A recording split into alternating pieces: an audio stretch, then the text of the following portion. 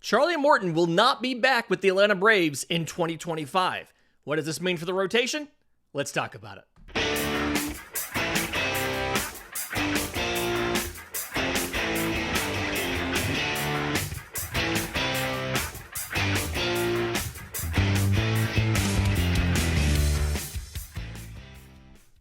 Yes, welcome on in to Braves Today for Monday, January 6th, your home for news, notes, and updates on your Atlanta Braves. I'm your host, Lindsay Crosby. You can follow me on Twitter and Blue Sky at Crosby Baseball. You can follow the show on Twitter, Braves_today. We have a Facebook page and an Instagram as well. And as always, you can find all of my written work, bravestoday.com. That's the Braves Today Substack, as this is both a podcast and a newsletter. And subscribers to the newsletter got an article on Saturday morning about the Friday night news that 41-year-old Charlie Morton had signed a 1-year, $15 million deal with the Baltimore Orioles. I want to get into what Atlanta's rotation looks like without Charlie Morton. I want to get into, do they still need to go out and get a starter or not?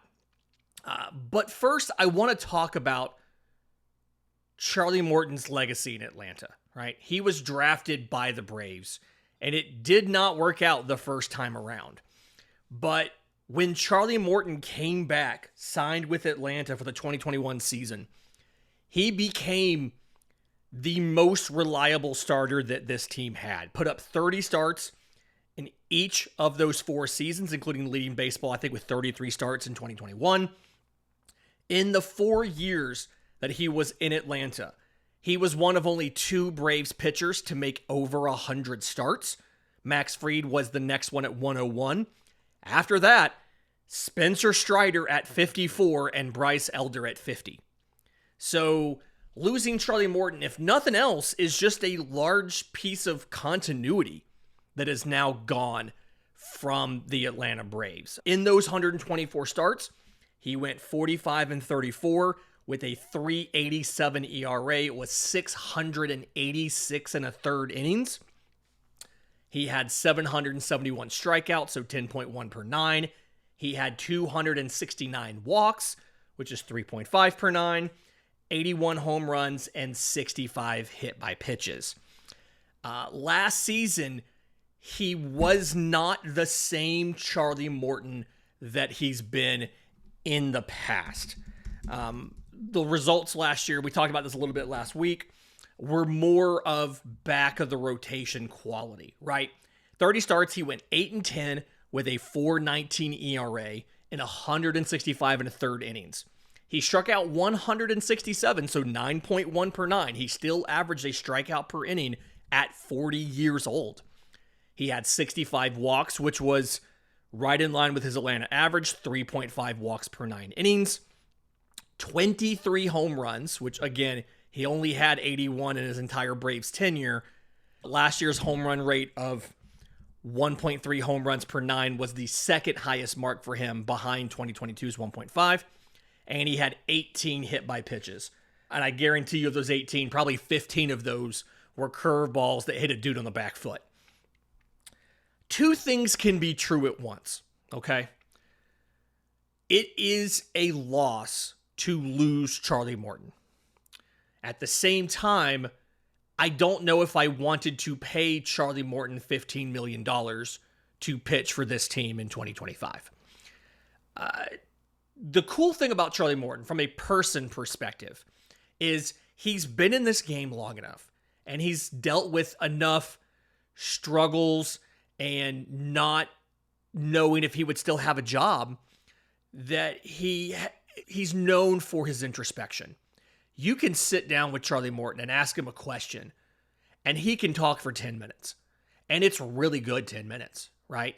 It is informative. It is educational. He's a great person to talk to. There's life lessons in there. There's lessons about baseball, about being a better person. I talked to him down in Northport a little bit in spring training, and after we finished the media portion, he and I chatted about coffee for me. He's a big coffee guy. Chatted about coffee for a minute. Just a really good dude. I like Charlie Morton a lot. And a lot of Braves players, pitchers especially, talked about how, in an unconventional way, Charlie Morton was a leader for the pitching staff, right? He's not the raw kind of guy. He's not going to get up there and give an impassioned speech full of F-bombs and motivate and all of that. He's not going to do that. But so many members of that roster would go over and talk to him, and you can have a conversation and get deep into the minutia of pitching and back and forth and all of this stuff, and you'll learn a lot from Charlie Morton.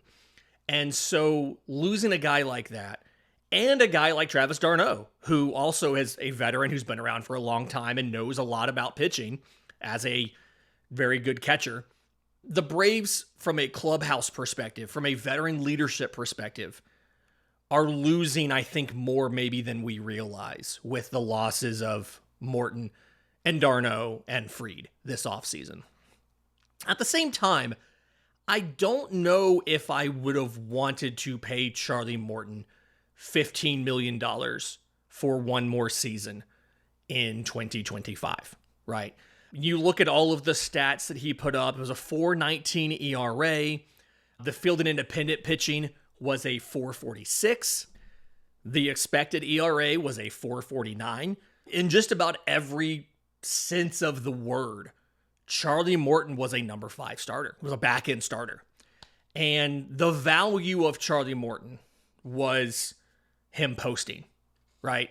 The baseball value of Charlie Morton is him posting. And I don't want to diminish the ability of Charlie Morton to go out there and take the ball every 5th day. So few baseball players nowadays, so few starting pitchers end up being qualified on leaderboards at the end of the year for having 162 innings. He's done it all 4 years he was in Atlanta. Now, was the first year in Atlanta his best, a 3.34 ERA, even better for the independent pitching at 3.18, one of the best strikeout rates, one of the best walk rates since he's been here. Was all of that better in 2021? Yes. But Charlie Morton did everything you could have possibly asked him to do. He struck out Jose Altuve on a broken leg in the World Series. In game 1 of the World Series, I'll remind you. And we saw him on crutches at the award ceremony. Because losing Charlie Morton is legitimately a loss. But in an offseason like Atlanta is having, where it really feels like they are trying to reset the CBT, that they are trying to not spend too much money, bringing Charlie Morton back at $15 million was probably more than I think I would have been comfortable with. The consensus for a lot of people was that they would have been good with 8 or 10. And that's just not where this offseason has been from a pitching perspective. We've seen so many guys getting more money than perhaps we thought they should have gotten. I think it was Alex Wood got $15 million. So many people are getting more money than we thought. And because of that, we've seen a situation where Atlanta has yet to make a significant add for their rotation. And they're in the same position this offseason that they were in last offseason. You really need to add a starter, and it really needs to be a guy that is good. It really needs to just not be a back-end guy. And that was the conversation behind Morton, was if you were to bring back Charlie Morton for 2025, it was going to be as a back-end guy. But the back-end money is not what it used to be, right? Teams understand, and I've actually heard AA talk about this recently. I need to go back and find the quote, about the value of a guy who can take the ball every 5th day and give you 5 or 6 innings. I mean, he pitched 165 innings last year, and that's an increasingly rare thing in baseball. You've got to piece together these 162 starts somewhere, and he's been good for 30 of them every year he's been here, each of these last 4 years. And so what did you do last offseason? You went out and you found Chris Sale. You got Chris Sale and cash to cover his salary from the Boston Red Sox for Vaughn Grissom, who had a pretty rough year last year. Injury issues slowed him down, never really got going. Chris Sale rebounds and wins the Cy Young. I don't know if you're going to see whatever acquisition happens, that guy win the Cy Young for Atlanta in 2025. It's not, repeating that is not something you can bank on. And I do think that the internal options as of right now, I do think you're in a better position to replace Charlie Morton internally than you were last offseason, right? So when you look at the situation, you went into last offseason with Charlie Morton as your number 5, your veteran back-end starter. And right now, you don't necessarily have that, but I feel like this team is confident that, to quote Moneyball here, you can recreate him in the aggregate, right? Ronaldo Lopez did not start a full season. He had 135 and 2/3 innings last year. He went on the IL twice down the stretch. The likelihood here is that, barring health, and that's the biggest thing, we'll talk about injuries in the second segment, barring health, it's likely that Ronaldo Lopez should be able to throw 165 and 1/3 innings, right? Charlie Morton's workload can be absorbed by Ronaldo Lopez. I made the same argument. I made this in the pitcher resolutions last week. I think Max Fried's workload, the 174 and 1/3, can be absorbed by Spencer Schwellenbach. And I think Schwellenbach can do just as good from an ERA perspective as Fried did. Their ERAs were within a tenth of a run of each other last season, 3.35 to 3.25. So you're not necessarily in a situation of you have to replace Max Fried and Charlie Morton.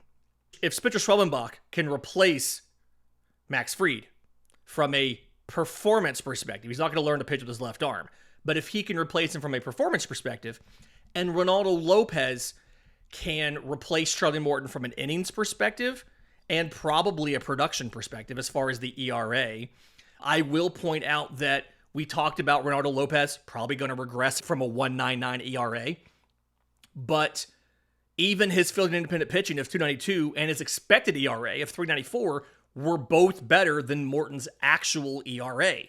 And that was better than his expected ERA. So Ronaldo Lopez can replace Charlie Morton with better production.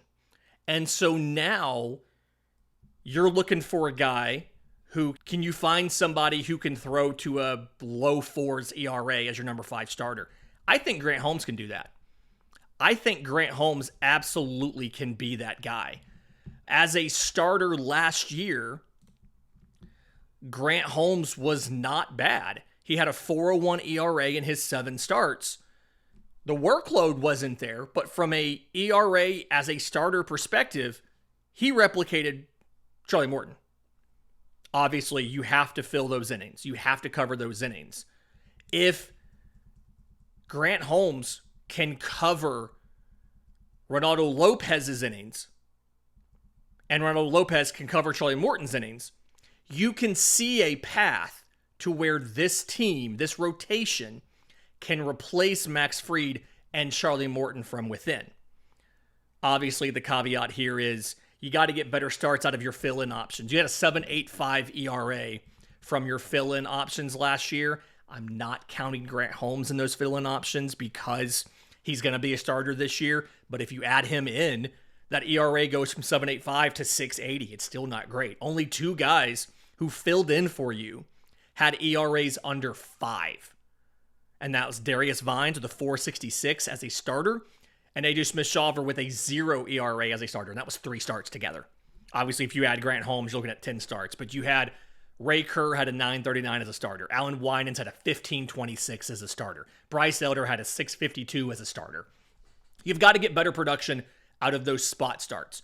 But you can see a path to replacing Max Fried and Charlie Morton, absorbing those innings from within. The real question is, how does it work if there is an injury? We'll break that down next, right here on Braves Today. Welcome back to Braves Today. Lindsay Crosby talking about Charlie Morton departing Atlanta for the Baltimore Orioles, how Atlanta can absorb those innings from Charlie Morton and from Max Fried. But I do want to talk about the impact of an injury, because if you look at what happened last season going into the year, you obviously had to shake things up very early. You got 2 starts out of Spencer Strider. And the rotation entering the year was Spencer Strider as the 1 and your ace, Max Fried as your 2 and a co-ace. You could call him a 1B if you wanted to. Chris Sale as your 3, Ronaldo Lopez as your 4, like that speculative, could be a quality starter, we don't know here, and Charlie Morton as your veteran back in number 5 guy. When you look at it this year, it's easy to see how Chris Sale is your staff ace, right? Spencer Schwellenbach, I think, I've argued, can be your number 2, your 1B. I think he's going to be that good. And if you look at Schwellenbach's ERA after those first 5 or 6 acclimation starts, he went 7-3 with a 2.54 ERA in his final 15 starts. 9 of those were quality starts. I think asking him to take Fried's number 2 spot is not an absurd ask. And I think that provided health, he can maintain for the entire year. He can maintain his performance across the entire season.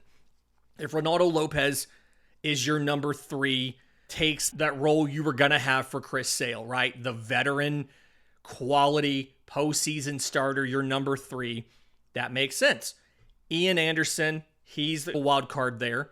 Grant Holmes, I think, again, and the organization thinks. AA's talked about this. Snit's talked about this. They think Grant Holmes can be a number 5 starter, can be a quality number 5 starter for the entire season. This doesn't count Spencer Strider, whatever he's able to do. The issue you're going to have, and this is obviously always the case, what do you do when injuries happen? I think it's pretty easy to just assume you're going to lose one major league starter for the season. I feel like just about every season we've seen someone go down with injury, right? Ian Anderson went down with injury. Kyle Wright went down with injury. Spencer Strider went down with injury. Max Fried didn't go down completely, but he missed 2 months in 2023 with the forearm issue. So if you lose one of these guys in the rotation for the season, all of a sudden you're in a lot more trouble, right?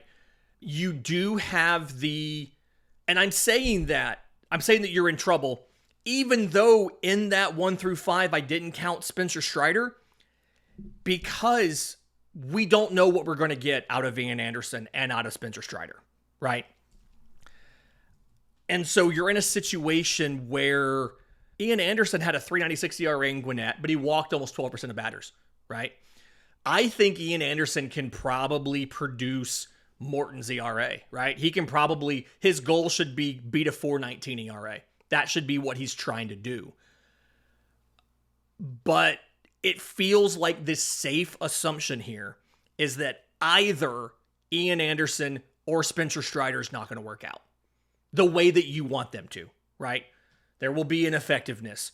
There will be having to skip starts. There will be some sort of recurring injury that pops back up on their path back. There will be workload concerns later in the year. There will be something.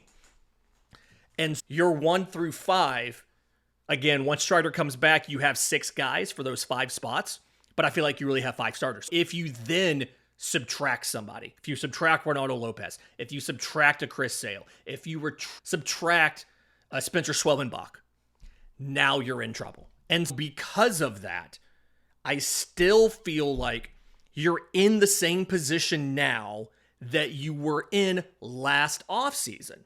You need to acquire a good starting pitcher.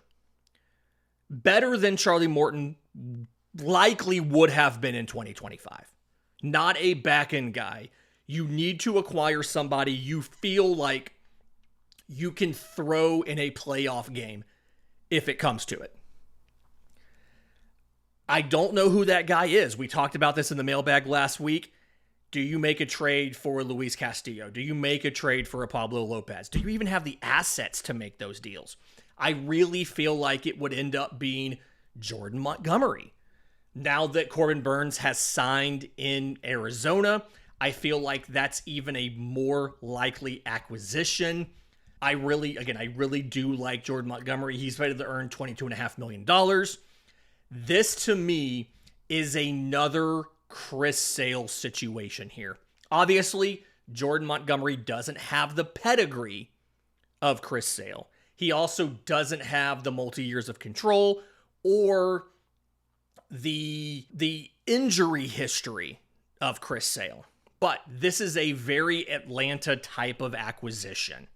Go out and get a guy who struggled in his previous place and make him better in Atlanta. I don't know if he would sign an extension or not. I don't know what the odds are of that. I believe he was one of the guys. He was a Boras client. After that offseason went so poorly, he did leave Scott Boras and Boras Co. He hired Joel Wolf of Wasserman as his new agent. And I think it's worth pointing out that the Braves do have some experience with Wasserman clients, okay? Travis d'Arnaud, Wasserman client. Kenley Jansen, who they signed to a 1-year, $16 million deal for 2022, Wasserman client. Charlie Morton, Wasserman client. Chris Sale, who they acquired and then signed to an extension almost immediately, is a Wasserman client. Yuli Gurriel, they got him on that minor league deal and then traded him right before the playoff eligibility deadline to the Royals. Wasserman client. The Braves do have some experience with Wasserman clients, unlike Boras, where they really don't do a lot of business with Scott Boras. So there's a few reasons why the Jordan Montgomery deal makes more sense than it does for Castillo, than it does for Pablo Lopez, even though those guys probably would be better and probably would have more years of control. Jordan Montgomery would probably be cheaper. The question is going to be, how much money can you get away with leaving on Arizona's books? MLB Trade Rumors on Sunday night wrote an article about the favorites for Jordan Montgomery as far as the best fits. And they named the Braves, the White Sox, and the A's. For the A's, obviously the A's are trying to take on more money so that they don't get a grievance from the Players Association for not spending enough of their revenue sharing funds. They're trying to hit $105 million in luxury tax payroll. So they theoretically could take on Jordan Montgomery and close to his entire contract. The Chicago White Sox, this is something where they could be willing to take on the entire deal and maybe even get a prospect from Arizona versus needing to give an asset to have Arizona keep some of the money. So that's a situation Atlanta's in. Again, MLB Trade Rumors, they're not reporting, to my knowledge, off of inside information. They're reporting off what makes sense and how these teams like to do business. So you can see where Alex Anthopoulos, it makes a lot of sense to go out and get Jordan Montgomery. You can see where we don't know how much money you'll be able to leave in Arizona's pocket because some of the competitors for Jordan Montgomery may be willing to take on the entire salary. Now, the caveat here, you absolutely could do that deal. You can pay him $22.5 million.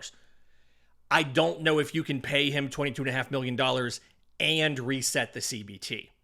Maybe they do like Sale and they sign him to a new deal. When they do the trade, give him an additional year. Maybe it pushes down the salary a little bit. Not quite sure if he would even be open to that. But, and there's other options out there, right? I know we've had the conversation before about Max Scherzer or Justin Verlander. Would you rather bring in one of those guys? Because when they're healthy, those guys still look like they could be Game 3 starters in the postseason, right? They could be postseason starters. They can take the ball in a Game 3, and you can probably get, what's normal in the playoffs, 4 good innings out of them, and then turn it over to your pen and go from there. Like, they could still do that. Atlanta could choose not to go with a starter and beef up the bullpen some more. Again, losing Joe Jimenez for probably the entire year. I said last week your goal should be the trade deadline, but you need to act as if he's gone the entire year. And AJ Minter being gone, you could go out and get another frontline reliever. We've talked about Tanner Scott before. Maybe you go get a guy like a Jose Leclerc, something like that, but going out and getting a reliever as well. But it doesn't feel like because Morton and Fried are gone that you have to go get somebody.